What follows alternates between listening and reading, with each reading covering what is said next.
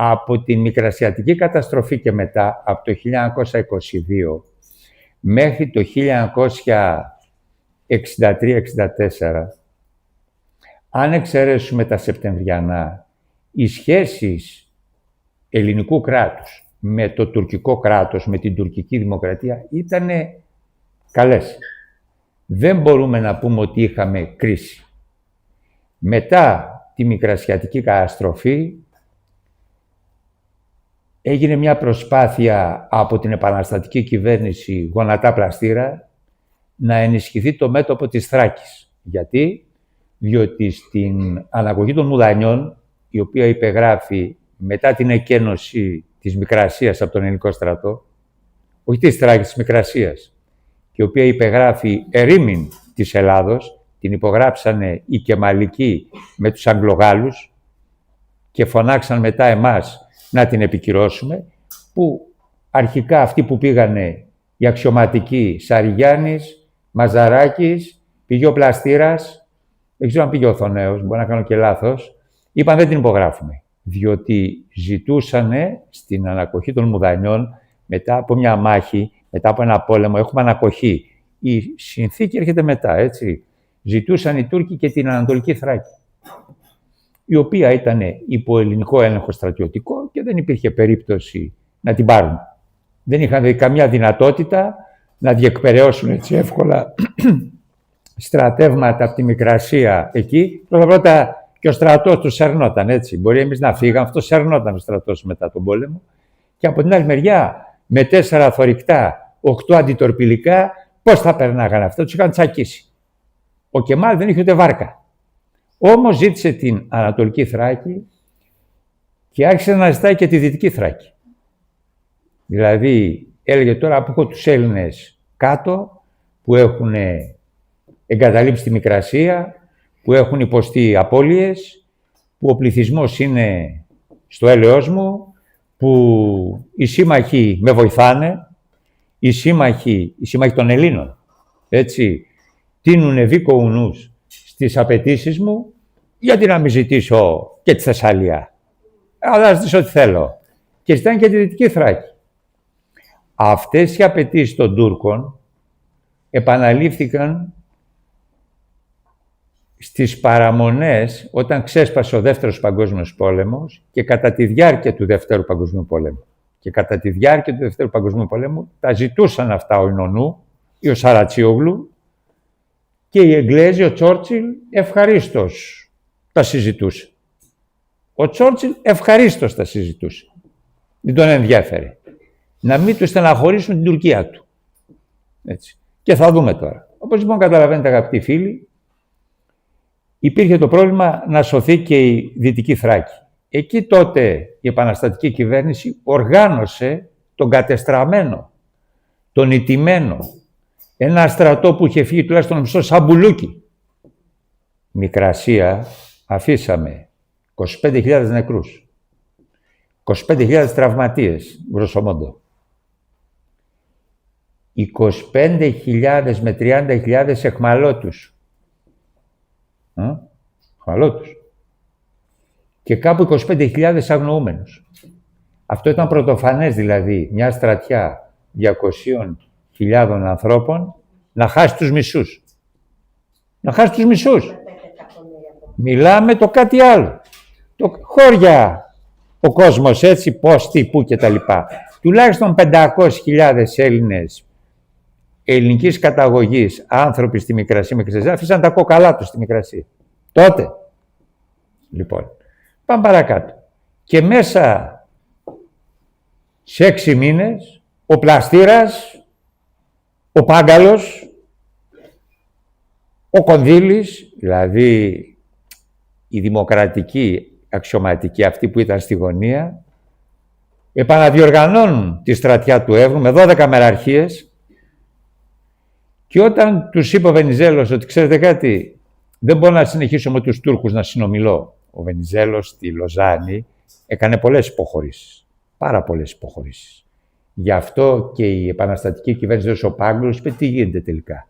Εμείς εδώ αναδιοργανώνουμε τη στρατιά και αυτός ό,τι του λέει ο Ινωνού έχει ακουστεί ότι του είχε πει ο Ινωνού, Λευτεράκη, δώσε κάτι ακόμα για θα με κρεμάσουν στην Άγκυρα όταν γυρίσω. Αυτοί ζητούσαν μαξιμαλιστικά ό,τι θέλανε. Του στέλνουν λοιπόν τον Αλεξανδρή, τον πάβουν τον Βενιζέλο και στέλνουν τον Αλεξανδρή, ο οποίος όμως συνεργαζόταν με τον Βενιζέλο, διότι όπως και να το κάνουμε αγαπητοί φίλοι, σπουδαιότερη διπλωματική μορφή, ο σπουδαιότερος πολιτικός μετά τον Καποδίστρια όσον αφορά τα διπλωματικά θέματα ήταν ο Βενιζέλος. Και μάλιστα, δεν είμαι εδώ, σε δύσκολες συνθήκες, έτσι. Δεν είναι τώρα να συζητήσεις με την Τουρκία τα 12 μίλια, αυτά είναι γραφικότητες. Τότε ήταν η ίδια ύπαρξη του ελληνικού λαού είχε μπει στο ερωτηματικό. Οι μεγάλες δυνάμεις ήταν αναφανδόν εναντίον μας. Αναφανδόν εναντίον. Έχει μείνει ιστορική η συζήτηση που έκανε ο Άγγλος πρεσβευτής με τον Πλαστήρα, ο οποίος είπε ο αρχηγός της Επανάστασης ήταν ο Πλαστήρας, αλλά πρωθυπουργός ήταν ο Γονατάς. Ο Γονατάς ήταν μετριοπαθής βασιλικός, δεν ήταν δημοκρατικός. Ξέρετε τι σημαίνει δημοκρατικός και την εποχή, το έχουμε πει. Λοιπόν, και πήγε και του είπε, αν τολμήσετε και τους εκτελέσετε, η Μεγάλη Βρετανία θα σας κάνει, θα δώσετε αλγιεινή εντύπωση στον κόσμο ότι είσαστε χασάπιδες, ότι και τα λοιπά, και ότι δεν τρέπεστε και αυτά. Του λέει ο Πλαστήρας, άκου δώρε, του λέει η Ελλάδα, άκου δώρε του κάνει. Τον κόλλησε στον τοίχο. Εγώ δεν σας είδα εσάς τους Εγγλέζους, που είστε και συμμαχοί μας το κάτι άλλο, και μας βοηθάτε και σας βοηθήσαμε. Όταν έγινε αυτό το κακό στη Μικρασία, να συγκινηθήκατε καθόλου. Ούτε μαζέψατε τους Τούρκους, ούτε όταν γινόταν στη Σμύρνη σφαγή, τα καράβια σας βρυχηθήκανε. Ένα τηλέφωνο να παίρναν τον Γκεμάλ θα είχε μαζευτεί. Ένα τηλέφωνο, μα είναι γνωστό, ότι οι στόλοι των μεγάλων δυνάμεων, που ήταν έξω από τη Σμύρνη την ώρα της καταστροφής, δεν πήγανε για να προστατεύσουν ποιους, τους 500 ή τους 1000 υπηκόους τους. Πήγαν να προστατεύσουν τους Τούρκους. Μην μπλακώσει ο ελληνικός στόλος, υποτίθεται, και αρχίζει τις κανονιές. Φαντάζεστε θα γινότανε. Αν μπλακώναν 4 θωρηκτά έξω από τη Μύρνη και αρχίζαν τα κανόνια στους Τούρκους, θα είχαν πάει πίσω στην Άγκυρα. Γι' αυτό είχαν πάει. Ξέρετε την ιστορία, κατά την άποψή μου. Ο άλλος μπορεί να λέει ό,τι θέλει. Πρέπει να τη διαβάζουμε σωστά. Και η ιστορία, ό,τι και να είναι, υφίσταται τη βάσανο της λογικής. Άρα βλέπουμε λοιπόν μια κατεστραμμένη χώρα, μια διαλυμένη χώρα, μέσα σε 6 μήνες με τα κουρέλια της να έχει φτιάξει μια στρατιά, και όχι μόνο να έχει φτιάξει μια στρατιά, αλλά το Μάιο του 23, όταν είπε ο Βενιζέλος πια ότι διακόπτονται οι συνομιλίες, γιατί οι Τούρκοι ζητούσαν αποζημιώσεις μεγάλες λόγω των καταστροφών όντως που είχε κάνει ο ελληνικός στρατός στην οπισθοχώρηση, και ο Βενιζέλος είπε εγώ δεν έχω, διακόπηκαν οι συνομιλίες και είπε ο Βενιζέλος στον Πλαστήρα ετοίμασε τις μεραρχίες. Και είπε ο Πλαστήρας έρχομαι. Ο Πάγκαλος χοροπήδαγε από τη χαρά του. Δηλαδή μιλάνε πως θα κοιμηθεί από τη χαρά του. Ο Πάγκαλος κάνει επίθεση. Τα είδαν αυτά οι Άγγλοι, σου λέει θα πλακώσουν οι Έλληνες και το πολύ μέσα σε 3 μέρες θα φτάσουν στην Κωνσταντινούπολη. Δεδομένο αυτό. Και τι έγινε, πήραν τηλέφωνο και του είπαν ξέρεις κάτι Λευτεράκη, μην επιμένεις, δεν χρειάζεται, οι Τούρκοι δεν θέλουν αποζημίωση. Ξέρουν αυτοί. Με τους Τούρκους πρέπει να είσαι πολύ προσεκτικός. Δεν πιάνονται ποτέ φίλοι και αυτό που σκέφτονται, το σκέφτονται κατά τέτοιο τρόπο που πρέπει να έχεις μυαλό να τους αντιμετωπίσεις. Από το 23 τη Λοζάνη και κυρίως από το 29-30 τότε συμφωνίες που έκανε ο Βενιζέλος με τον Ινωνού, το σύμφωνο φιλίας, διαιτησίας και ουδετερότητας μαζί με τους Τούρκους απέναντι, οι ελληνοτουρκικές σχέσεις ήταν μέλι γάλα. Βεβαίως, από τη μεριά της Ελλάδος ήταν μέλι γάλα. Και κυρίως, ξέρετε ποιος ήταν σπουδαίος πολιτικός υπέρ της ελληνοτουρκικής φιλίας. Ανέκαθεν. Για πείτε το πιο δυνατά. Ο Ιωάννης Μεταξάς. Ο Ιωάννης Μεταξάς, πριν γεννηθεί ακόμα, ήταν υπέρ της ελληνοτουρκικής συνύπαρξης. Και ο Νίος Δραγούμης ήτανε, αλλά υπάρχει μια διαφορά. Ο Ιων Δραγούμης ζούσε στα σύννεφα, ενώ ο Μεταξάς πατούσε στη γη.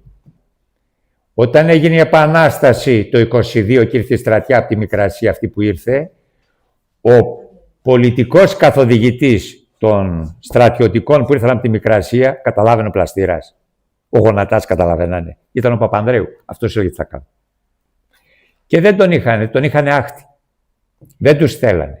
Επαναλαμβάνω αυτό γιατί γίνομαι κουραστικός. Αυτοί που χτίσανε, οι σύμμαχοί μας, το τουρκικό κράτος του Κεμάλ, πάνω στα κόκαλα τα δικά μας, των Αρμενίων και άλλων, δεν είναι διατεθειμένοι να την πειράξουνε. Το οικοδόμημα το χτίσανε και το φυλάνε ως κόρη οφθαλμού. Άλλο αν εμείς θεωρούν αυτοί οι οποίοι οργανώσανε την εξωτερική πολιτική του Foreign Office και άλλοι ότι αυτό το κατασκεύασμα τους είναι απαραίτητο γιατί υποστηλώνει την Ευρώπη. Τα στενά τα δώσανε οι σύμμαχοι στους Τούρκους. Πολύ ωραία. Τα δώσανε στους Τούρκους στα Μουδανιά, στη Λοζάνη και στο Μοντρέ. Στο Μοντρέ τα δώσαν το 1936, τους τα χαρίσανε ενόψει του Δεύτερου Παγκοσμίου Πολέμου. Φωνάζουν, ξέρετε, η ιστορία φωνάζει. Λίγο να την προσέξει, φωνάζει. Είχαν καμιά δουλειά τις παραμονές του Δεύτερου Παγκόσμιου Πολέμου να δώσουν τα στενά στους Τούρκους, τα οποία τα είχαν οι σύμμαχοι. Γιατί φαγωθήκαν να τους τα δώσουν. Πολύ καλά ουδέτεροι, εντός εισαγωγικών, ήταν οι Εγγλέζοι σύμμαχοί μας στο Μικρασιατικό. Στο Μικρασιατικό, βασικά βοηθούσαν τον Κεμάλ. Αλλά εμφανιζόντουσαν ως ουδέτεροι και δεν είχαν τη δυνατότητα μία λίρα να δανείσουν στους Έλληνες. Μία λίρα! Εγώ δεν λέω να αρχίσει ο πακτολός βοήθειας που δώσαν στους Τούρκους, οι άλλοι, και το ανεχόντουσαν οι Εγγλέζοι. Μία λίρα. Ούτε μια λίρα δεν δανείσαν στους συμμαχούς τους Έλληνες. Του είπαν του Κεμάλ, κοίταξε να δεις, ξέχνα τη Μοσούλη. Αν ωραίγεσαι τη Μοσούλη, θα βοηθήσουμε τους Έλληνες και θα σε διαλύσουν. Όχι είπε αυτός. Γι' αυτό άμα δείτε το χάρτη, γιατί όπως έλεγε ένας καθηγητής μου στο Πανεπιστήμιο Αθηνών, η ιστορία είναι γεωγραφία. Βλέπετε το χάρτη, βλέπετε τι φωνάζει. Θα δείτε πού τελειώνουν τα σύνορα της Τουρκίας και 10 χιλιόμετρα παρακάτω είναι η Μοσούλη, τα πετρέλαια. Έτσι να κάνει να τα έπαιρνε. Του είπαν όχι, δυτικά εσύ. Μα είναι οι Έλληνες, θα τους φάμε. Και τους φάγανε.